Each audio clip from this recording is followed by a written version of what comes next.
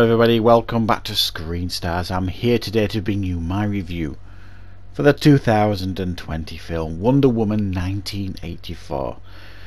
Once again directed by Patty Jenkins, and we have Gal Gadot returning, Chris Pine, Kristen Wiig, Pedro Pascal, Robin Wright and Connie Nielsen.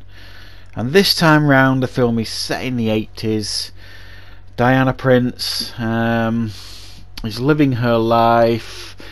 There is this strange rock appears that can grant wishes. As you could imagine, that kind of gets out of hand. Pedro Pascal plays this mogul, Maxwell Lord, like this oil baron who's down on his luck, needs some help, knows about this special rock that can grant wishes, desperate to get hold of it.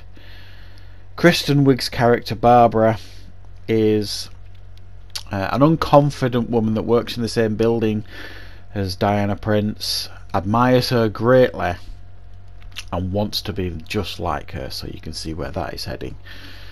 And Diana Prince makes her own wish, and that is once again to be reunited with Steve Trevor, played by Chris Pine, and it all goes chaotically wrong from there in more ways than one. Yes, guys, this film is getting a lot of attention, as it should. The first Wonder Woman I thought was brilliant, no getting around it. It was really, really good, fantastic. It really put DC back on the map and really start pointing it in the right direction. I can't really give you much in the way of faults for that film, other than the final act was a little bit overly bloated, I suppose. This time round I don't think they could have got it more wrong if they tried. Now that's not to say I despise this film, because I didn't. I did think there were aspects of this film that were fun. I thought the opening was good. At the opening we see a young Diana Prince competing in her homeland when she's a young girl. I quite liked that. And then you see a sequence in a shopping mall where Diana breaks up a robbery that was really nicely done and filmed in such a way, it was so nostalgic. It felt like something from one of the Superman films from the 80s, or something Richard Donner had done. It just had that look and sheen, a very 80s feel about it, and it came off bang on, just right. And then beyond that, it kind of loses its way in quite a catastrophic way at times, this film. The character played by Pedro Pascal, who I think is a great actor, is like an unthreatening Lex Luthor. He's just thirsty for power, and he's just a greedy businessman, if you like, but not threatening in any way. He's a bit of a wimp, and he's not a particularly interesting character. And what they do with Kristen Wiig here is appalling.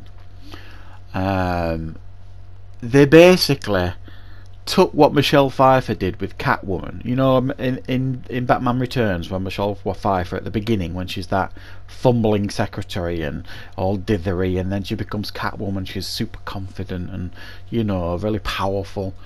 Well, they kind of riffed on that in a really awful, campy way.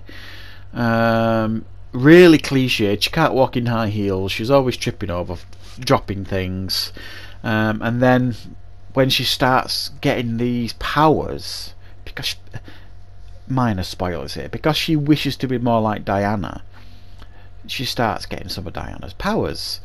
So as she gets stronger and more confident in herself, she can then walk in heels, and she starts wearing mascara and all this kind of thing. So she has to be evil. You know what I mean? It's pretentious twaddle. And then the whole thing they do with her, with this Cheetah character, is it Cheetah? Some of the worst CGI I've ever seen, and worst character design I've ever seen, and one of the worst on screen fights I've ever seen. Appalling. There's not enough action in the film. nowhere near as good as the action in the first one. I mean, the first Wonder Woman had some real standout action set pieces. This has none that really stick in the memory. Yes, the shopping mall thing at the beginning is good, but mainly because of the way it's shot and the way it feels. There's nothing special about the action in that scene. There's a thing later on in the Middle East where she has like this battle on a road that's not great, not overly exciting, because at this point, because she made a wish, she's starting to lose some of her powers, because when you make a wish you lose something that's dear to you, if you like. So she's starting to lose her powers.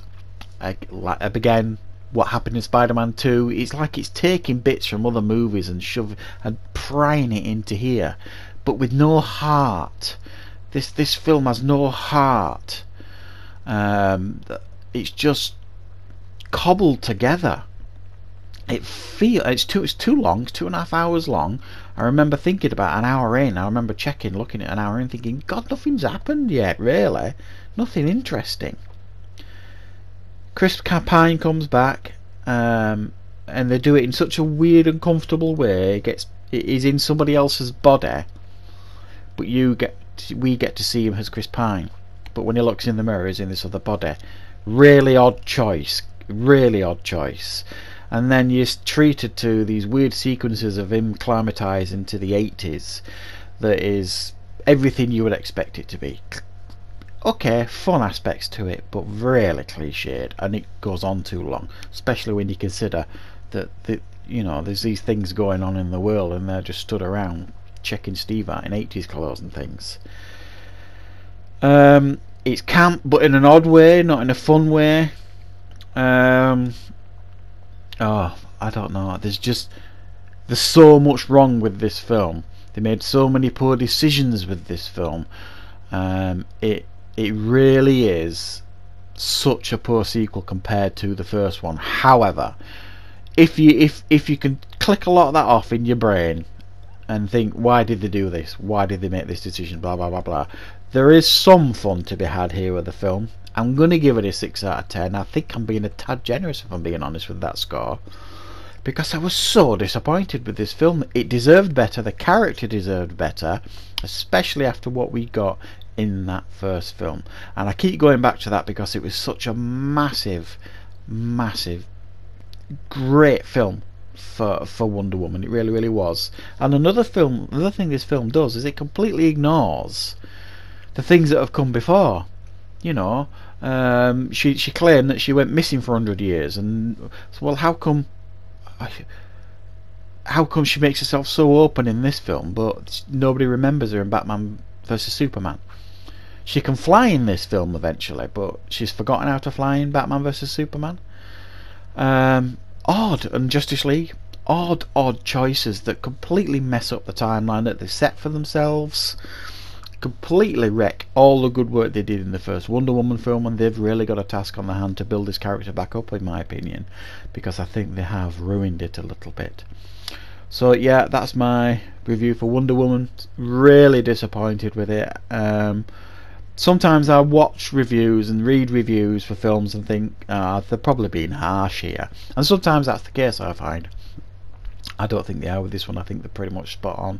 It's a massive letdown, unfortunately, guys. So thank you very much for watching. I hope you enjoyed the review, and I will be back with more content very soon.